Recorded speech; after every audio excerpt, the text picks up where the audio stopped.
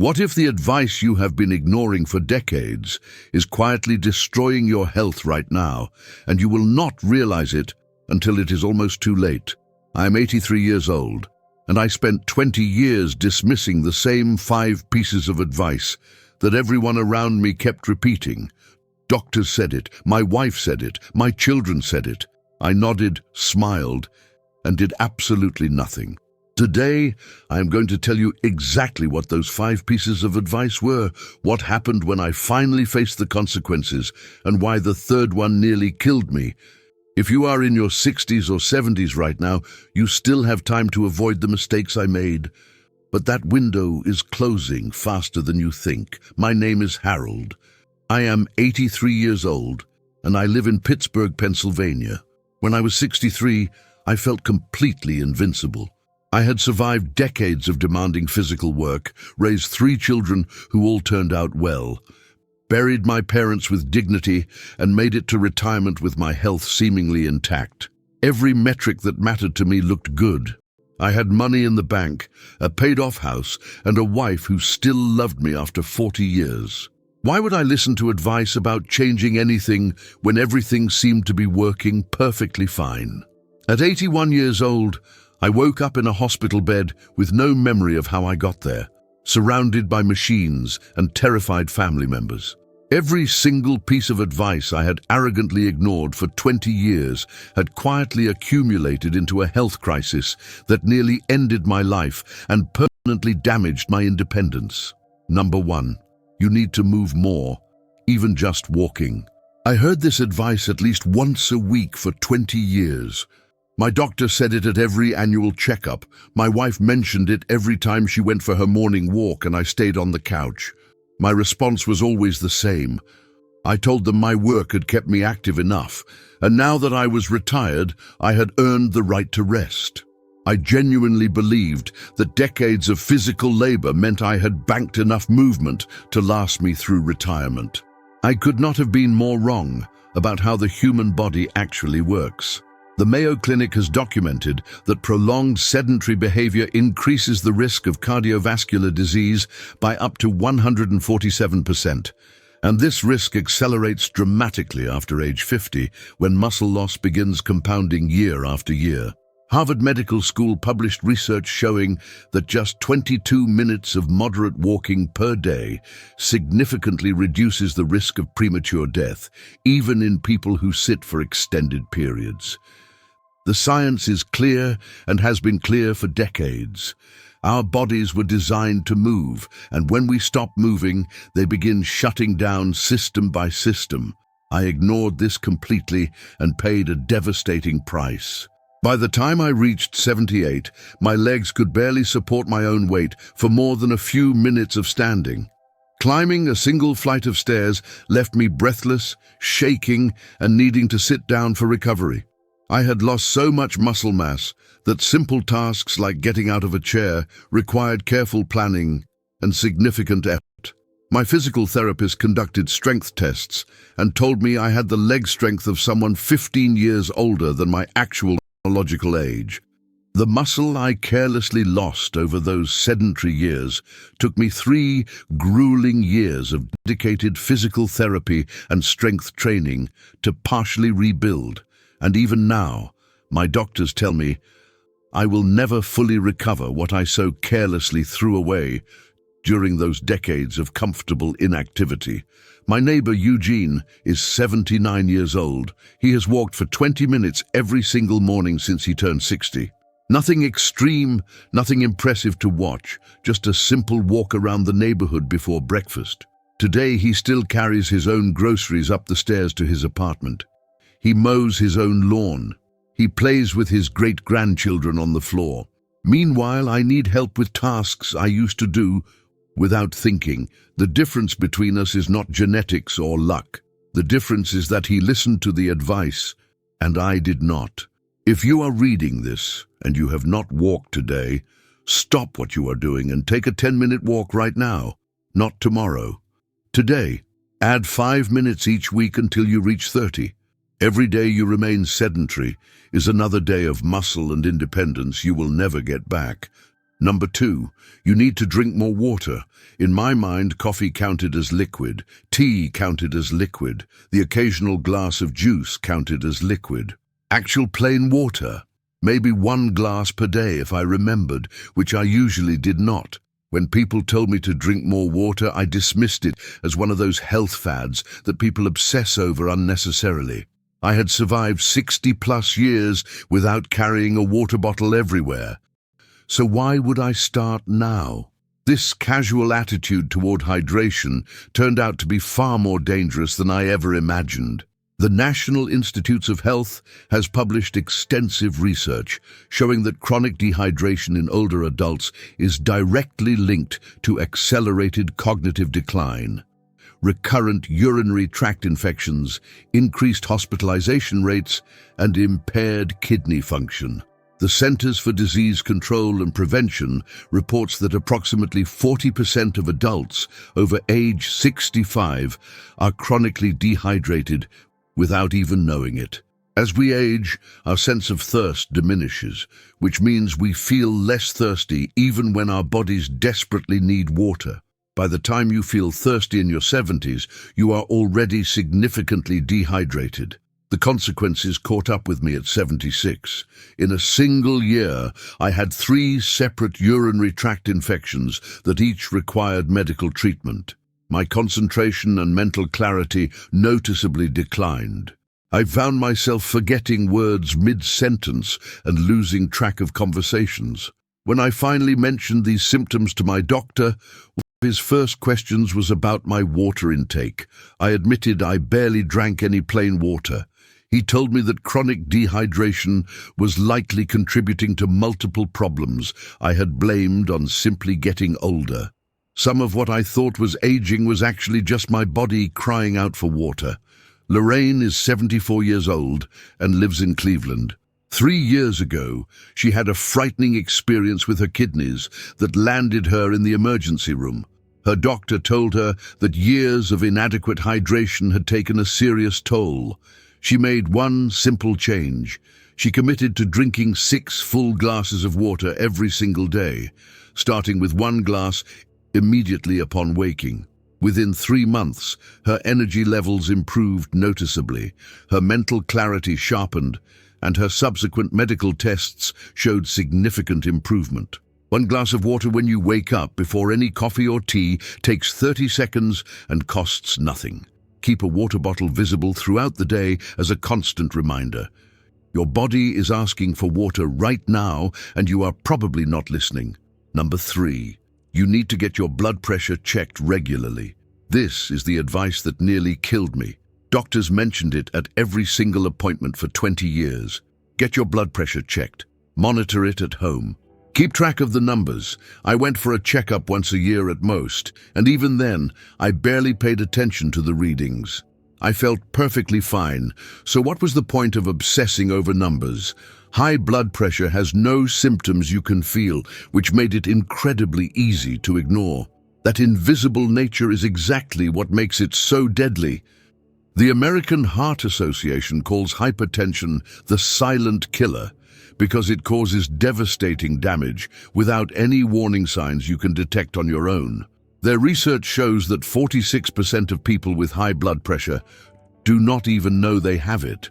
Johns Hopkins Medicine has documented that years of uncontrolled high blood pressure silently damages arteries, strains the heart, and destroys kidney function in ways that are often irreversible by the time symptoms finally appear.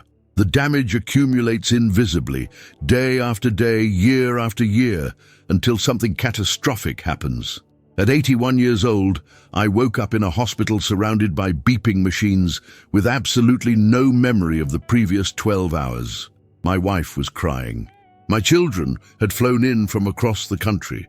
I had suffered a transient ischemic attack, commonly called a mini-stroke, which is essentially a warning shot before a potentially fatal full stroke. When the doctors checked my blood pressure in the emergency room, it was 190/110, a reading so dangerously high, they were genuinely shocked I was still conscious and able to speak. They asked me how long my pressure had been that elevated. I had no answer because I had never bothered to check. For all I know, my blood pressure had been at dangerous levels for 5 years, 10 years, maybe longer, while I felt perfectly fine and smugly assumed everything was working correctly inside my body. I had been a ticking time bomb walking around completely unaware. My brother Vernon is 85 years old. Unlike me, he bought a home blood pressure monitor in his 60s and checked his numbers twice every week without fail. He kept a log and brought it to every doctor appointment. When his readings started creeping upward, he caught it immediately and worked with his doctor to address it through lifestyle changes.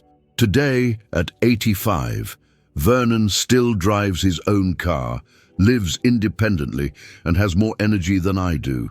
Meanwhile, I nearly died at 81 because I could not be bothered to spend 2 minutes checking a number. Buy a blood pressure monitor today. Check your pressure twice a week. Write down the numbers. The silent killer only wins when you refuse to look. Number 4, you need to stay connected with people. After I retired, I thought I had finally earned some peace and quiet. No more office politics, no more forced conversations with people I barely tolerated. I could finally be alone with my thoughts. I started declining invitations. I stopped calling friends. I convinced myself that solitude was a reward I had earned after decades of being surrounded by people. What I did not understand was that this self-imposed isolation was slowly poisoning my body and mind in ways I could not see. Researchers at Brigham Young University conducted a massive meta-analysis and found that social isolation increases the risk of premature death by an amount equivalent to smoking 15 cigarettes every single day. The Harvard Study of Adult Development, which has tracked participants for 85 years and is one of the longest-running studies of adult life ever conducted, concluded that the quality of our relationships is the single strongest predictor of both health and longevity. Not diet, not exercise, not genetics, relationships. Human beings are fundamentally social creatures, and when we cut ourselves off from others, our bodies interpret it as a survival threat. By the time I reached 79, I had a disturbing realization. Entire weeks had passed where my only human contact was brief, transactional exchanges with grocery store clerks and delivery drivers. I could go 7 days without having a single meaningful conversation with another human being. The loneliness I had initially welcomed as peaceful solitude transformed into something much darker and more destructive. I became clinically depressed, though I stubbornly refused to call it that at the time because admitting it felt like weakness. The depression affected my sleep patterns, destroyed my appetite, and eliminated any motivation to take care of myself or my home. My physical health declined in tandem with my deteriorating mental state, each one making the other worse in a vicious cycle. I had methodically built walls around myself for years, and then wondered why I felt so trapped, so empty, so disconnected from everything that once gave my life meaning. My neighbor Constance is 81 years old. Every single morning, she calls a different friend or family member for a short conversation.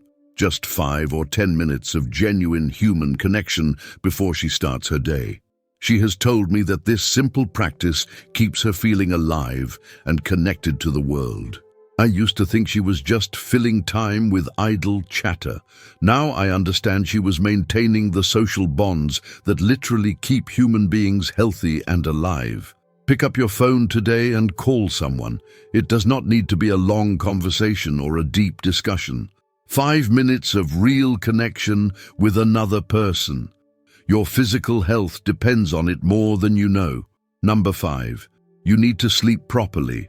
Not just more, but better. For most of my adult life, I slept about 5 hours per night and considered that perfectly adequate.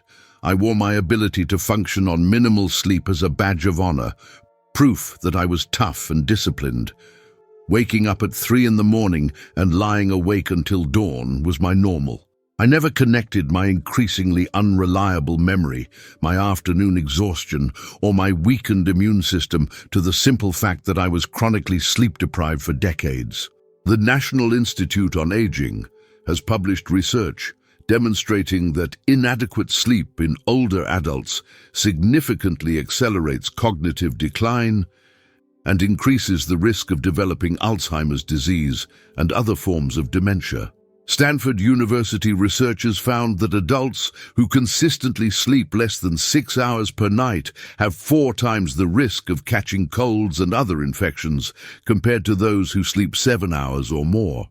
Sleep is when your brain clears out toxic waste products, consolidates memories, and repairs cellular damage throughout your body. When you consistently shortchange your sleep, you are sabotaging every system that keeps you healthy and functional.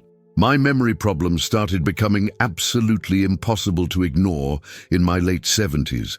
I forgot names of people I had known for 30 or 40 years and saw regularly.